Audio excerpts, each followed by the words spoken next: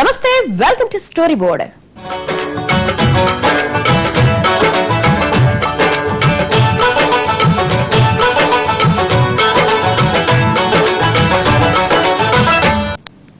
మనింటికి చుట్టాలొస్తే 4-5 రోజులు ఏం వండాలా, ఎలా వండాలా అని గాబరా పడతాం. కానీ అక్కడ మాత్రం నిత్యం లక్షలాది మందికి వండి వడ్డిస్తూనే ఉంటారు. 30 ఏళ్లుగా ప్రతిరోజు 1,50,000 మంది చొప్పున ఏటా కోట్లాది మందికి షడ్రశోపేతమైన భోజనం పెడుతున్నారు. ప్రపంచంలో ఎక్కడా లేనిది, ఎవ్వరికీ సాధ్యం కానిది ఒక్క తిరుమలలోనే ఎలా సాధ్యమైంది? టీటీడీ అన్నప్రసాదం అమృతంలా ఎలా మారింది? ఎంతో రుచిరా, ఎంతో రుచిరా. రోజు 1,00,000 మందికి భోజనం, కూరలు పచ్చళ్లతో షడ్రసోపేతం. ఏటా 1 కోటి మందికి అన్నప్రసాదం. రోజుకు 2 పూటలు వండాలి. ఒక్కసారికి 4,000 మందికి వడ్డించాలి. ఈ అద్భుతం ఒక్క తిరుమలలోనే సాధ్యం. ఎంతో రుచిరా, ఎంతో రుచిరా. అన్నం పరబ్రహ్మ స్వరూపం, కానీ అక్కడ అన్నం మాత్రం అందరికీ అమృతం. సాక్షాత్తు వెంకన్న ప్రసాదం. సామాన్య భక్తుల నుంచి సంపన్న భక్తుల వరకు అందరికీ ఆ అన్నప్రసాదం అమృత తుల్యం. ఏటా కోట్ల రూపాయల నిర్వహణ వ్యయంతో 30 ఏళ్లుగా నిరాటంకంగా సాగుతోన్న మహా కార్యక్రమం తిరుమల అన్నప్రసాద పథకం. తిరుమలను దర్శించుకునే వారికి టీటీడీ భక్తిని పంచుతోన్న ఓ మహాయజ్ఞం.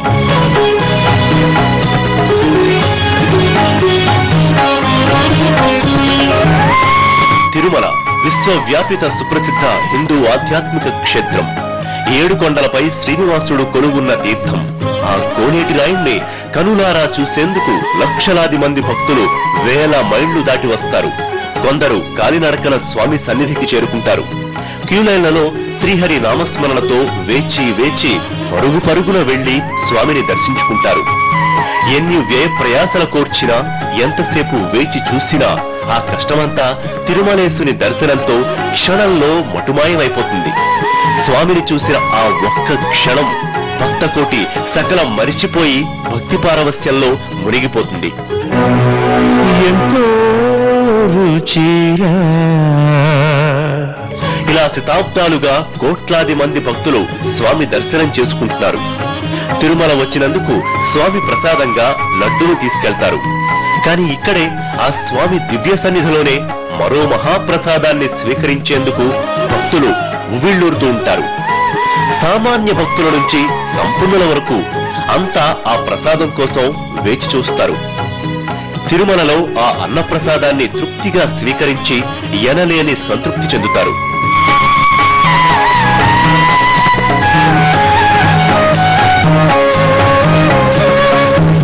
ఇలా భక్తులకు 30 ఏళ్లుగా అన్నప్రసాదాన్ని నిరాటంకంగా ఒక్క రోజు కూడా ఆపకుండా, ఎప్పుడూ లేదనకుండా వడ్డిస్తూనే ఉంది తిరుమల తిరుపతి దేవస్థానం.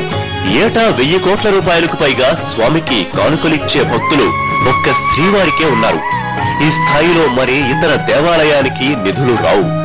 భక్తులిచ్చిన ఈ నిధుల్ని భక్తులకే అందించాలన్న సదుద్దేశంతో టీటీడీ 30 ఏళ్ల కిందట ప్రారంభించిన కార్యక్రమమే అన్నప్రసాద పథకం. టీటీడీ ప్రస్తుతం కొనసాగిస్తోన్న 10 పథకాల్లో అత్యంత ప్రజాదరణ పొందిన పథకం ఇది.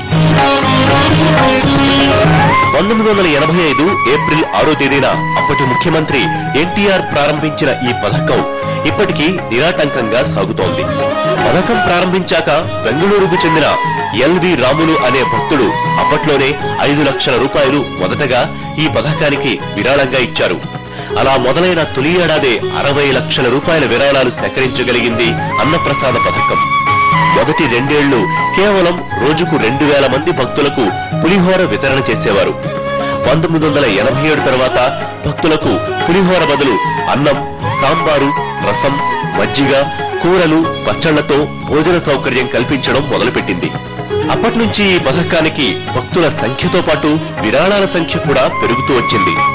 ఇలా ఏటేటా అందుతోన్న విరాళాలతో ఇప్పుడు అన్నదాన పథక నిధి 100 కోట్లకు చేరింది.